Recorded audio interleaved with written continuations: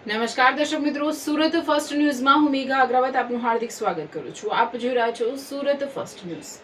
નજર કરીએ આજના મુખ્ય સમાચાર. જનગણના 2027 દેશના ભાવિ વિકાસ અને આયોજન માટે ભારત સરકાર દ્વારા હાથ ધરાતી સૌથી મહત્વપૂર્ણ રાષ્ટ્રીય પ્રક્રિયાઓમાંની એક છે. વસ્તી ગણતરીમાંથી પ્રાપ્ત માહિતીનો ઉપયોગ સરકાર દ્વારા નીતિ નિર્માણ, વિકાસ યોજનાઓ, સંસાધનોના યોગ્ય વિતરણ, આરોગ્ય, શિક્ષણ, આવાસ, રોજગાર, પરિવહન તેમજ વિવિધ જનકલ્યાણકારી યોજનાઓના અસરકારક અમલીકરણ માટે કરવામાં આવે છે. સાચા જનગણના આંકડા વિકાસનો લાભ યોગ્ય લોકો અને વિસ્તારો સુધી પહોંચે તે સુનિશ્ચિત કરે છે.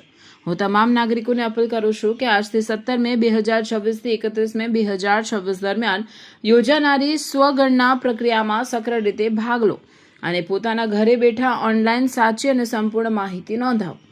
આપ દ્વારા આપવામાં આવેલી માહિતી કાયદા મુજબ સંપૂર્ણપણે ગુપ્ત રાખવામાં આવે છે. તેનો ઉપયોગ માત્ર આંકડાકીય અને વિકાસલક્ષી હેતુઓ માટે જ કરવામાં આવે છે.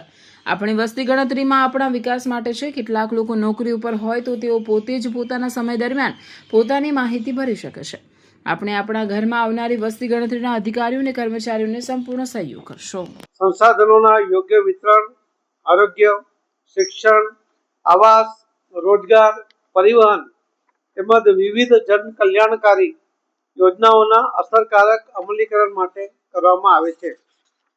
સાચા જનગણના આંકડા વિકાસનો લાભ યોગ્ય લોકો અને વિસ્તારો સુધી પહોંચે તે સુનિશ્ચિત કરે છે. હું તમામ નાગરિકોને અપીલ કરું છું કે તારીખ 17 મે 2026 થી 31 મે 2026 દરમિયાન યોજાનારી સ્વગણના પ્રક્રિયામાં સક્રિય રીતે ભાગ લો અને પોતાના ઘરે બેઠા ઓનલાઈન સાચી અને સંપૂર્ણ માહિતી નોંધાવો. આપ દ્વારા આપવામાં આવેલી માહિતી કાયદા મુજબ સંપૂર્ણપણે ગુપ્ત રાખવામાં આવે છે અને તેનો ઉપયોગ માત્ર આંકડાકીય અને વિકાસલક્ષી હેતુઓ માટે જ કરવામાં આવે છે. જનગણનામાં આપની ભાગીદારી રાષ્ટ્ર નિર્માણમાં આપનું મહત્વપૂર્ણ યોગદાન છે. આવો આપણે સૌ સાથે મળીને જનગણના 2027 ને સફળ, સચોટ અને સર્વસમાવેશી બનાવીએ. આપણી વસ્તી ગણતરી આપણા વિકાસ માટે છે.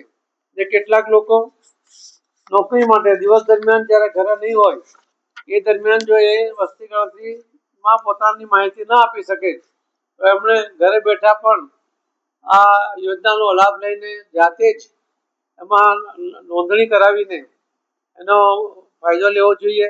એનો ઉપયોગ કરીને આપણા દેશના વિકાસમાં સાચી માહિતી અને આપણી પણ વસ્તી ગણતરી થઈ જાય એના માટે સજાગ રહીને આ કામ કરવું જોઈએ. આપણે ત્યાં વસ્તી ગણતરી માટે આવનારા કર્મચારી અને અધિકારીઓનું પણ સંપૂર્ણપણે એને સહયોગ કરવો જોઈએ એવી પણ મારી આપ સૌને નમ્ર વિનંતી છે. મને વિશ્વાસ છે કે આ વસ્તી ગણતરીના આધારે જે સચોટ આંકડાઓ આવશે એના કારણે નીતિ આયોગ માટે કે કેન્દ્ર સરકારને પોતાના બજેટમાં કે રાજ્ય સરકારને પણ પોતાના બજેટમાં યોગ્ય જોગવાઈ કરવા માટે સંપૂર્ણ માહિતી એમને મળશે, જેના કારણે ખૂબ સારી રીતે વિકાસના કામો પણ હાથ ધરાશે અને લોકોને ખૂબ મોટો ફાયદો પણ એમાંથી મળી શકશે. તો હું ફરીથી આપ સૌને વિનંતી કરું છું કે આપ સૌ આ વસ્તી ગણતરીમાં આપણા સ્વગણના દ્વારા પણ અથવા તમને વસ્તી ગણતરી માટે આવનારા કર્મચારી અને અધિકારીઓને સહયોગ કરીને પણ આમાં સહયોગ આપો એવી નમ્ર વિનંતી છે.